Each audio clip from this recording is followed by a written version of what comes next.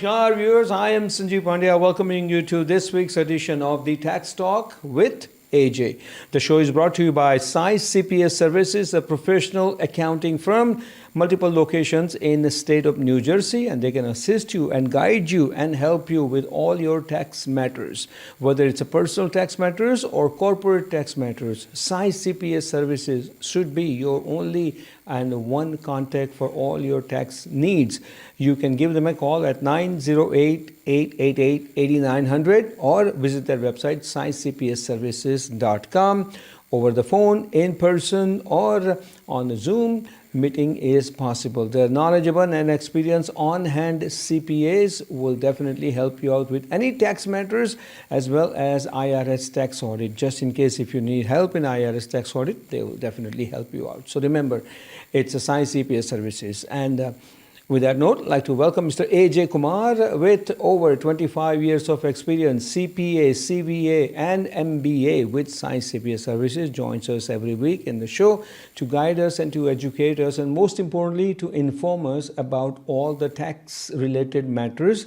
And of course, taxes changes whenever during the tax season. That's all we get to know from Mr. Ajay Kumar. Ajay, good to have you in the show once again. Thank you, Sanjeevji. Thank you for the kind introduction. You're very welcome. Now, let's just quickly get on the subject of today.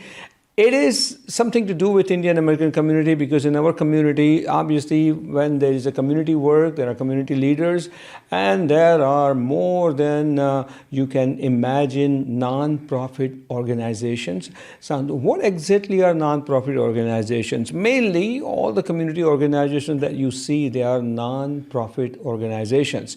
So now we're going to ask AJ to give us more information on that non-profit organizations, how they work, why they are called non-profit organizations, and on top of that, there is also not-for-profit organizations. So in this episode, we're going to get all the information from AJ. So AJ, what exactly is non-profit organizations? Absolutely, Sanjeevji. This is a subject that's close to my heart.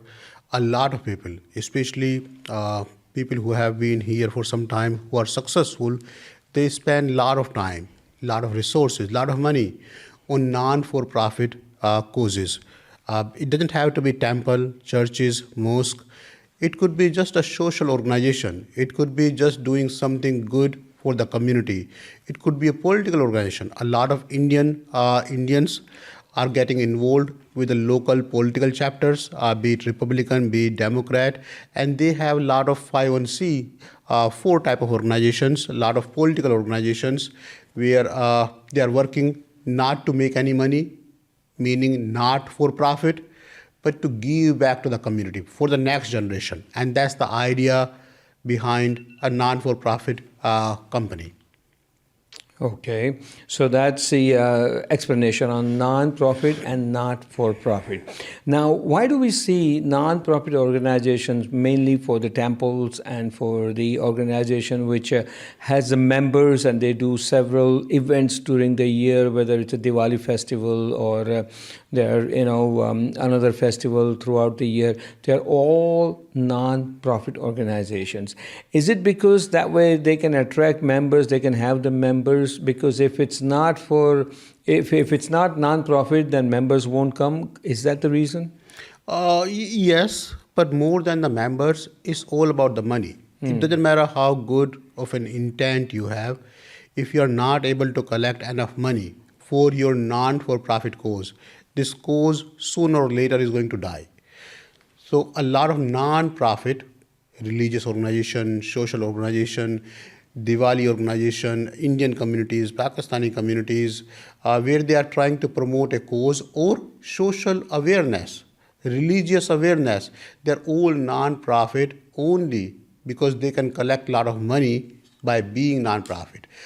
If you donate money, if you give money to a non-profit organization, especially 501c3, when we say non-profit, we are highlighting 501c3. There are several chapters in the non-profit world. When you go to IRC, Internal Revenue Code, they have divided different type of not-for-profit companies into various sections. So 501c3, typically that's what we call non-profit.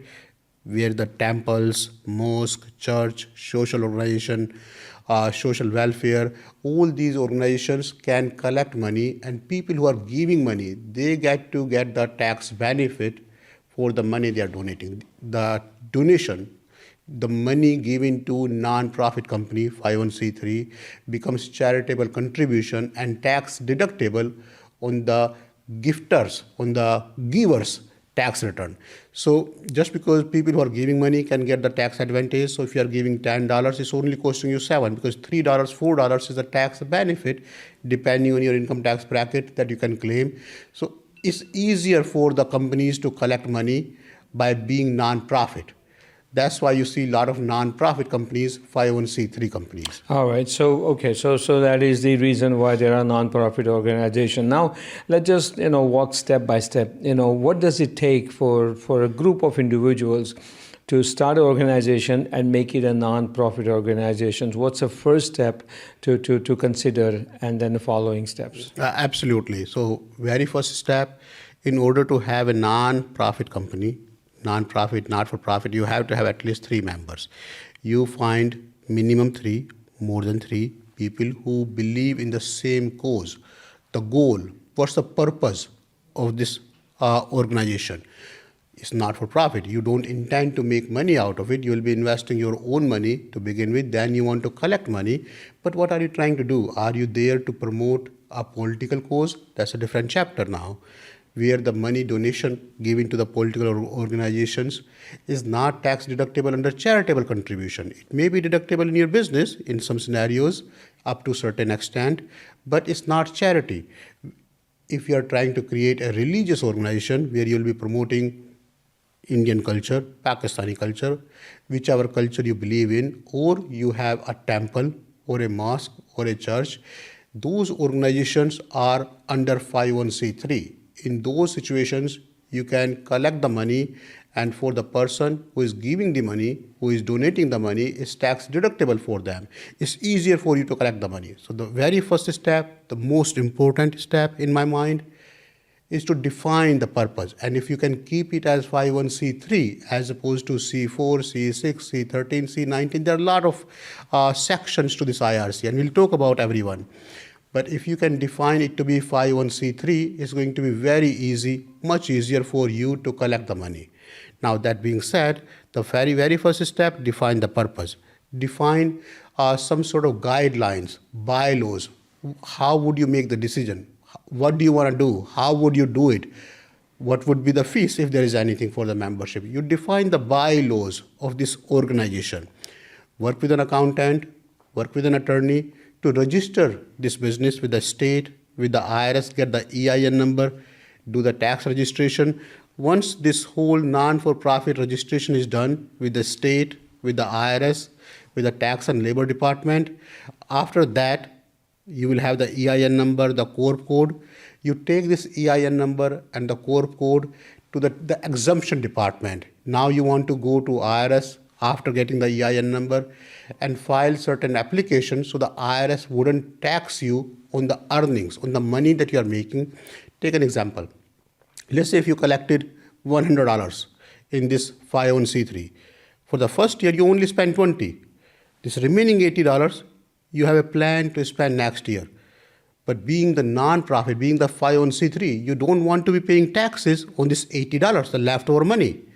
So you have to have certain permissions, certain exemptions, tax exemptions is called, and you file the application 1023. Depending on how much money you are expecting to collect, you can file 1023 easy or 1023 regular. There are heavy fees around it, hundreds of dollars. So, and the process can take 3 months to 6 months to get the approval. Older the company, older the organization, longer it takes to get the approval. So a lot of times, let's say if you have been having an organization for 3 years, and now you want to convert it into a non-for-profit company, that will be far more cumbersome, expensive, time-consuming than to just start a new company and make it a non-for-profit company. But that being said, the second step is to file 1023 application, work with IRS to get the tax exemption, 501c3 approval, So the IRS will not charge you taxes, income taxes going forward. How long does it take for an organization to get 501c3? It can take up to 6 months. Okay. The timelines right now, and it keeps changing. Right now, is about 3 to 6 months. The way it's decided, the way it's defined for a newer organization, there is lesser scrutiny, lesser things to be checked. So you can get the approval in as long as 3 months. Okay. If it's an older organization, lot of members, it can take longer. So what if the tax year lapse into this matter when they applied for 501c3, but they haven't gotten 501c3 and they have to file a tax return for the organization? Yeah, What absolutely, absolutely. Great question. Let's say take an example. You started the organization in October. Now the year ends at the end of December and you don't have the 501c3 approval yet.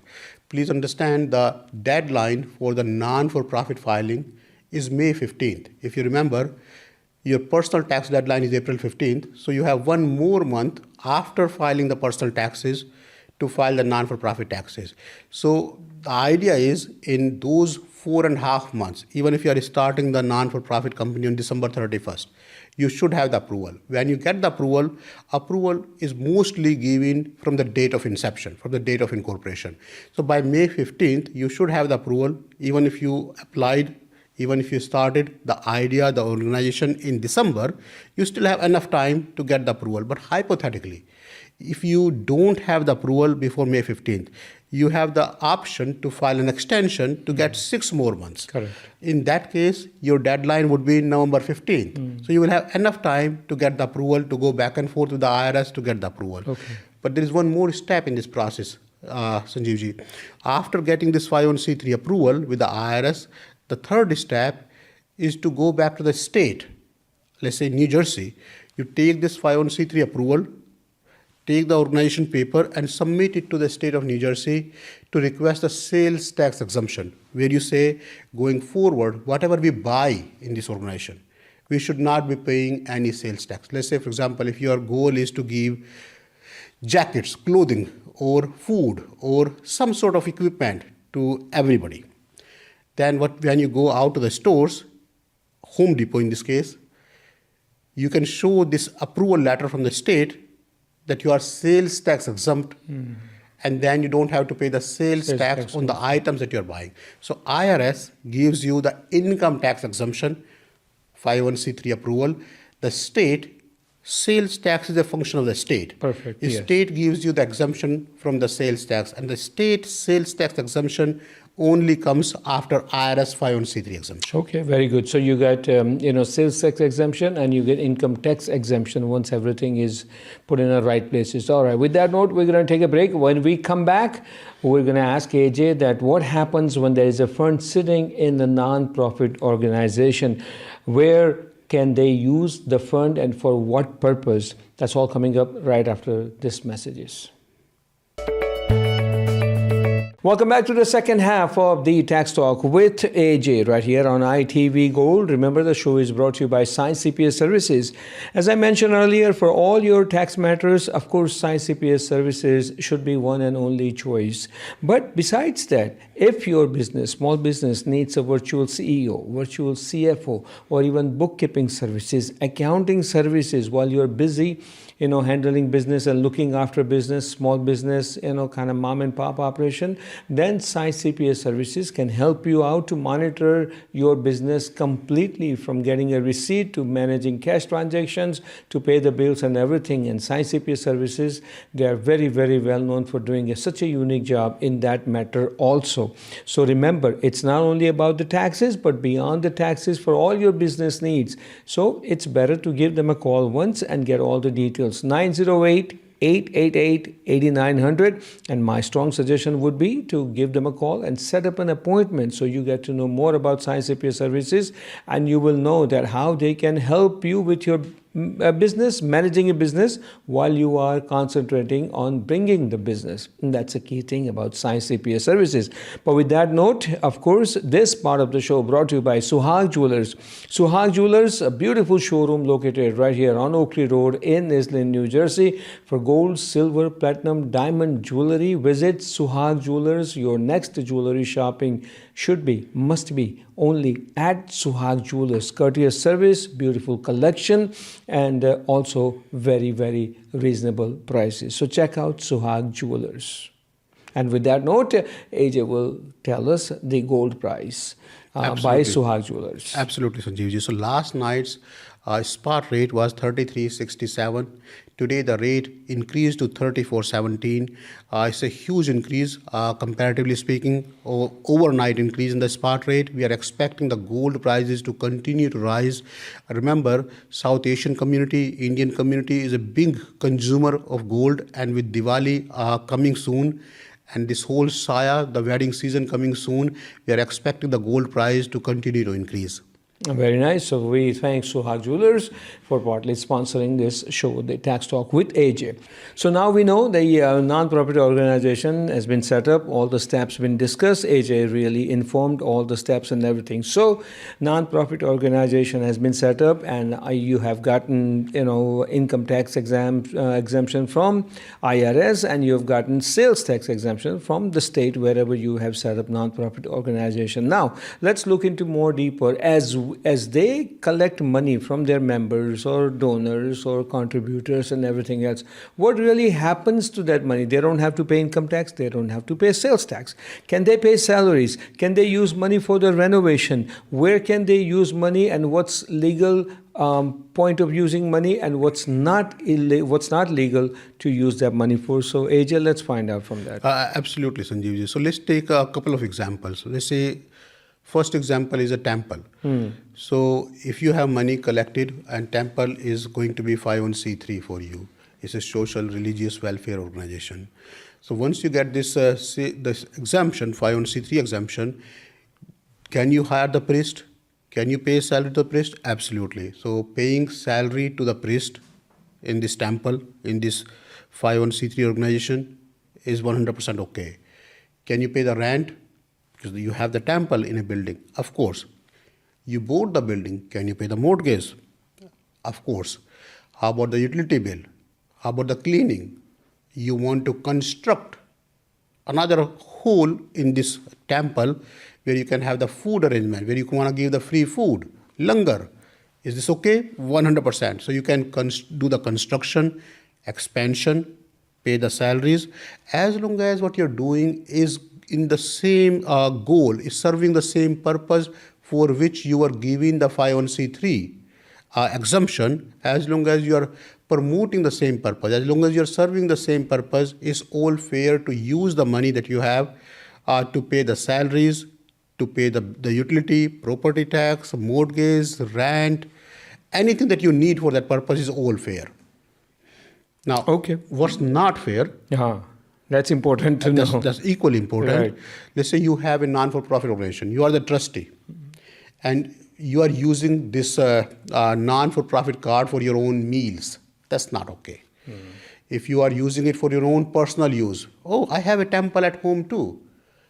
Can I buy something for the temple? It's not okay. Meaning that's not the purpose. The purpose is to create a temple where anybody can come. Anybody can come at my home too. It's still not okay. So paying yourself, creating a personal benefit, having the family members on the temple salary while they are not working there, having trustee's salary is questioned, especially if it's out of proportion. So having a salary for the priest is okay, but if you are the trustee and you are trying to draw a salary, especially if you are not the priest over there. I mean, you can be the priest and you can be the trustee, then it's okay. But if you are just the trustee spending some time and for the non-for-profit cause, you should not be on the salary. So make sure there is no conflict of interest when it comes to these organizations. So the trustees cannot be on a salary, but they can hire the workers. They can be on the salary as long as they are doing some work. Let's say a lot of priests who starts their own temple, they are trustees of the temple as well as they are the priest, full-time priest. In that So case, they can draw salary as a priest. they can draw salary as a priest. But a trustee not doing daily work should not be collecting any So salary. then what about a manager? Let's say some temples have a manager who basically oversees all the managerial activities. There are some temples who have a manager for day-to-day operations. In that case, it's okay to have a managerial salary as well, as long as it's reasonable. Meaning, you can't have a family member defined as a manager who has another job as well and drawing $100,000 of salary. Make sure there's no conflict of interest and make sure it's kosher. If it's not your son, if it's not a related party, first, would you pay them $100,000? Do you really need a manager? Does it have to be a family member? How does the family member qualifies to be a manager in this situation? How often non-profit organizations' tax returns get audited? The tax returns don't get audited as often because non-for-profit is considered as sacred unless there is something out of proportion. Because the name of the trustees are listed on the tax return. It's also listed how many hours they are spending in a typical week. It's also listed how much salary they are getting. It's also listed what's the maximum salary given to anybody in the organization. It's also listed what was the total salary. There are a lot of numbers that goes in the tax return. So unless there is something out of proportion, unless there is something that sort of jumps out of the tax return, generally speaking, the tax returns do not get audited. Okay, all right. Now let's talk about not-for-profit. I think, we need to shed some more light on that matter for our viewers. What is not-for-profit? I mean, they are saying it's not-for-profit. That means it is for profit. So where is the gray area between these two lines, not for profit and it is for profit? So, and you're 100% right. A lot of times, non-profit, not-for-profit are used loosely to say the same thing. But generally speaking, 501c3, the religious, the social, the welfare organization, where donating money is tax deductible, those organizations are referred as non-profit. Not-for-profit is a general concept that this organization is in the business to promote a cause, not to make money. And that could be 501c4, which could be a political organization. It could be a chamber of commerce, a networking group, like-mind people coming together to promote each other's business. There are a lot of chamber of commerce for each township, each community. Those chamber of commerce are 501c6. They collect money from each member only to reinvest into the organization. Nobody is making money out of it.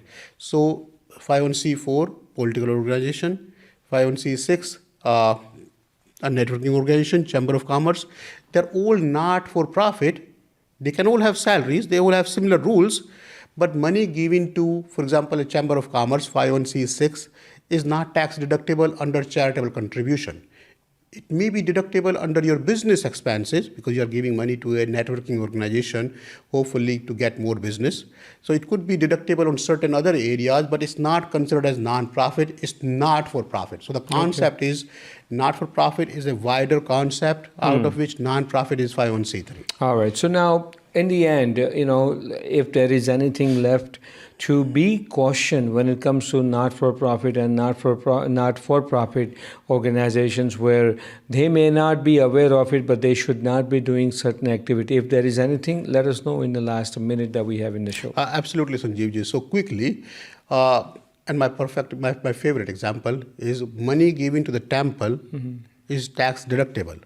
Money given to the Panditji is not tax deductible, meaning the check given to the non-for-profit organization's name is tax deductible. If you are giving money to an individual's name, that's not tax deductible for you.